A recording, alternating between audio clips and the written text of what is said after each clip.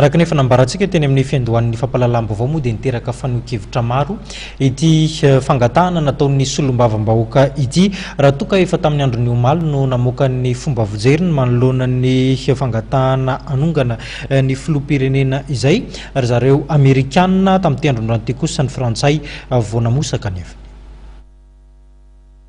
Miantso ireo mpisehatra rehetra manana andraikitra fitarihana ny États-Unis. Anisan'izany ireo mpikambana amin'ny antenimieram-pirenena amin'ny mahasolo tena amin'ny vahoaka amin'ny faritra ny havian'izy ireo avy azy mba hametraka ho lara-pahamehana ambony indrindra ny soan'ny vahoaka ary antoka ny famarina toerana ilaina ho an'ny hoavin'ny firenena. Ny famarina toerana ho États-Unis no fanalahidy amin'ny hoavin'ny Madagasikara, ampandroso ny toe-karena, isotona ireo famatsim-bola ary amorona asa. Izany anefa dia mitaky ezaka avy amin'ireo mpitarika amin'ny firenena miasa miaraka natratrarana ny tanjona iombonana anohizana ny lalatsara efa izoro an'ny Madagasikara.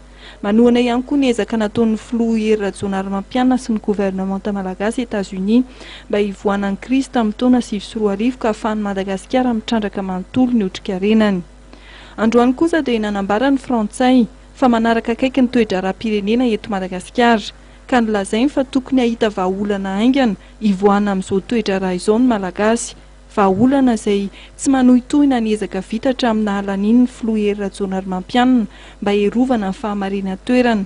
Io mantsy no an'lala tokana ahafahana miroso amin'ny fampandrosoana radio-karena eto Madagasikara izay niato noho ny Krisy tamin'ny taona 2024.